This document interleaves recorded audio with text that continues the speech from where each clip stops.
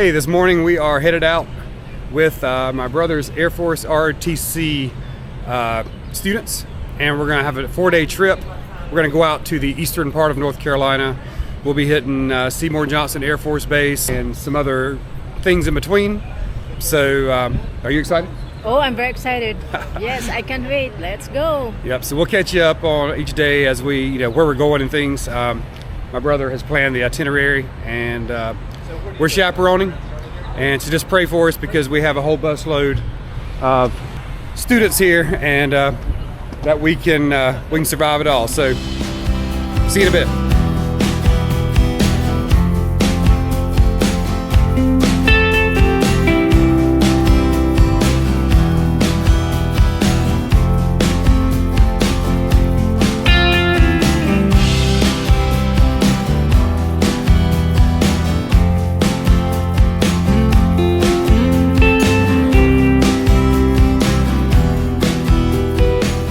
So I was asking my brother, what does it take to coordinate a trip like this? I'm gonna hand it over to him and let them tell you a little bit about, because I'm sure it's a lot of work. Hey, I'm the brother. How you doing? Yeah. And I'm the sister-in-law, the most favorite one. And this is the bus load today.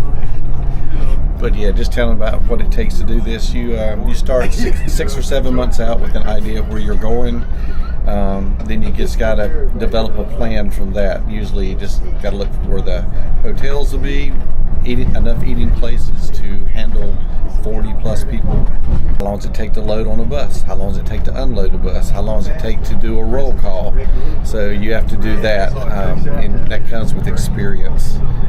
After you make a mistake a couple of times, you'll learn not to do that again. Then once you get to do that, you have to order the bus at least a year in advance, because if you don't, you get stuck with a small bus. You may not get the exact date that you're looking for. Right.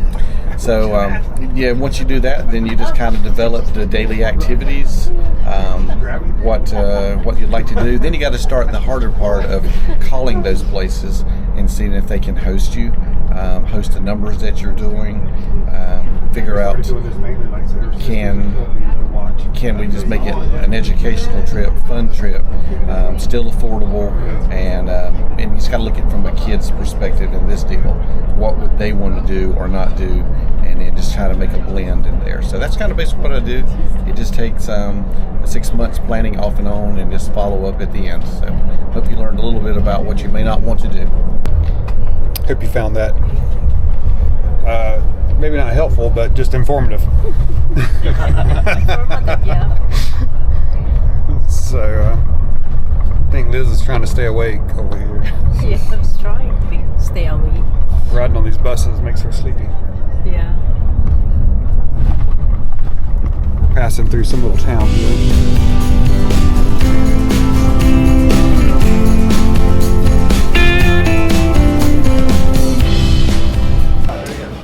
What you got over there? You got some chicken. Have some chicken. Got the barbecue, the hush peppers, potato salad, some slaw, a little red sauce to dip that in. And North Carolina is famous for its vinegar-based barbecue. So this is like red pepper flakes and vinegar to put on the barbecue there. Oh, and sweet tea, of course.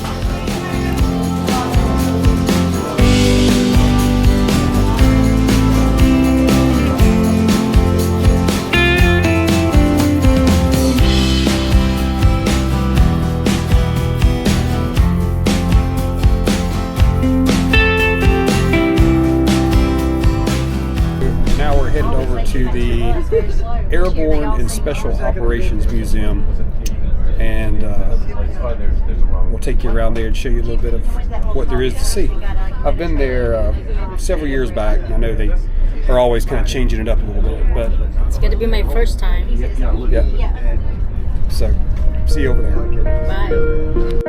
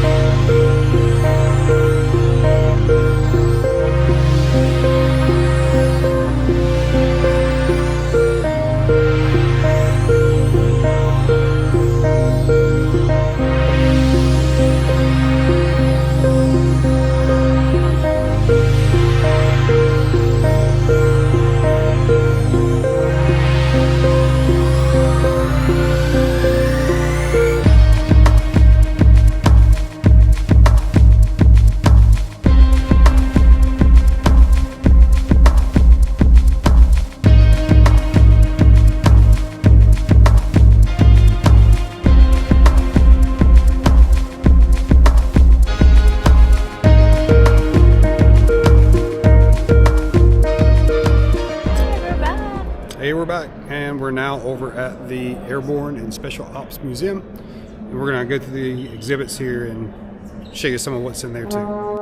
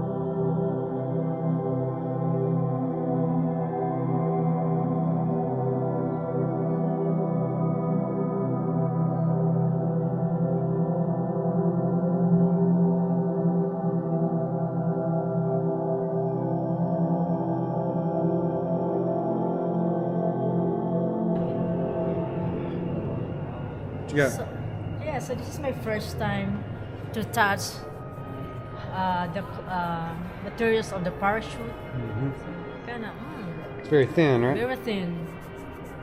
Yeah.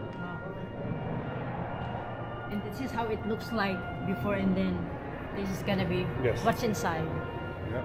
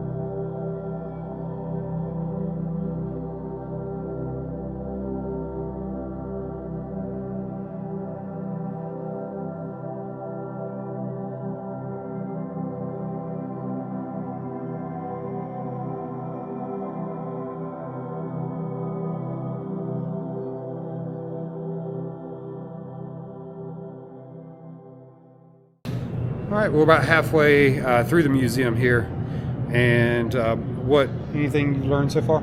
Yes, I learned a lot of like history back in the Philippines, especially in the Philippines.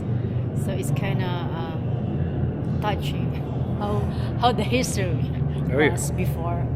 Oh yeah. So and we were just reading this guy, James Nick Rowe.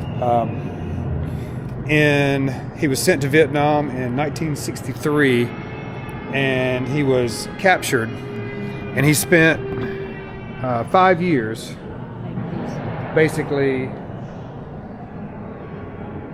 in captivity like this.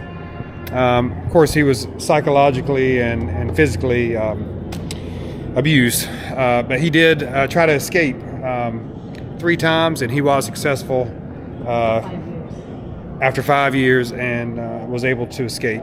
He was called, I think, back into active duty in 1981, and he came in and served right here while providing counter training to the Philippines. So he ended back up over there in that Eastern Theater and to assist. So definitely walking through gives you a sense of the dedication, risk, and sacrifice of so many to assist all of these countries around the world. But I'm going to continue to walk around and kind of absorb it all in.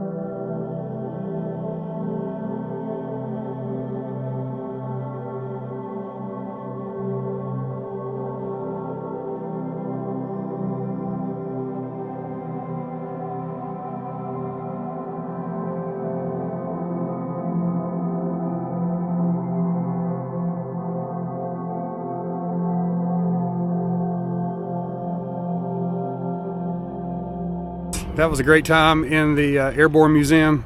As I said, it's been a few years since I've been there. It's always good to go back. So now I think we're getting ready to get back on the bus and head out about an hour and 45 minutes east over to Goldsboro, North Carolina. And that's where we're going to be spending a good majority of our time once we get there. We'll get there, get checked into the hotel. We're gonna do a room tour when I get the hotel. All right, we'll let Liz do that room tour when we get to the hotel. But I don't know, maybe we'll catch a nap on the bus. Yep. Something, I don't know. Yeah, we can do that. So, all right, well, let's get to Goldsboro. Bye.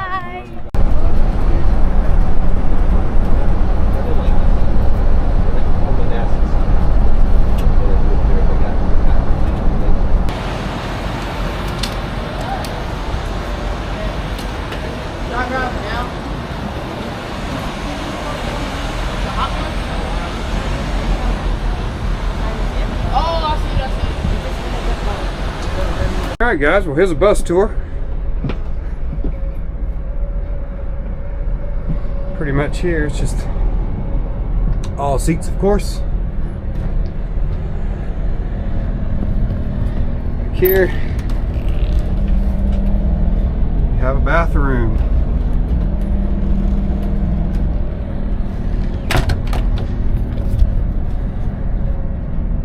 Storage up top.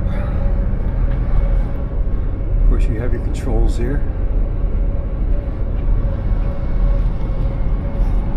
And that's what we got. It's not too bad. It's almost like an airplane on the road, pretty much. So we're gonna try to go in here and get checked in. I'll maybe catch you up on the story of that, but it was a not easy check-in process.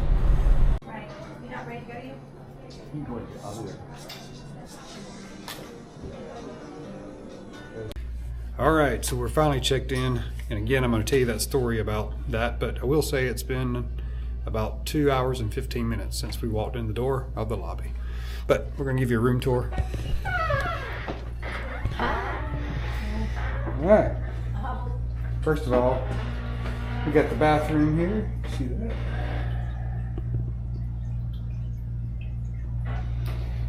And then you have the fridge. Little kitchen area, that's pretty nice.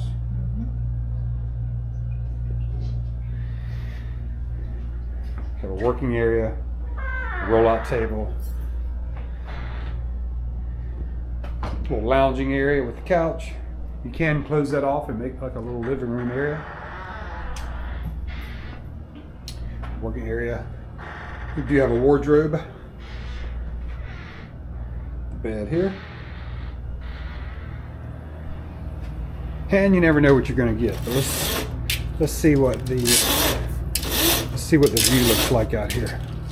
Well, we get a view of Old Glory right outside the window. So, kind of what happened. Actually, we're getting ready to go eat right now, but took us about 2 hours and 15 minutes to get checked in. We are traveling with about 46 people. Some of those students, some of that school staff. So we got here to the hotel, and you know, third-party services do all this stuff now. So Booking.com had taken care of that without, you know, my brother's knowledge. And so 10 of the rooms for the students had been booked, but none of the adult rooms had been booked. And we were not allowed to come into the rooms until all that was verified through Booking.com. And it was just a big mess. And so anyway, we got it all straightened out. And we are now getting ready to go eat. But the toilet actually in this room is not working, so we're going to have them work on that while we're gone. So, but anyway, you know, it just, I don't know of any way it could have been avoided, because, you know, he did call the day before and verified that all the reservations were taken care of and everything looked good until he got here and the story was a little different. So anyway, just one of those things when you're traveling, always makes a story. So, gonna go eat. Bye.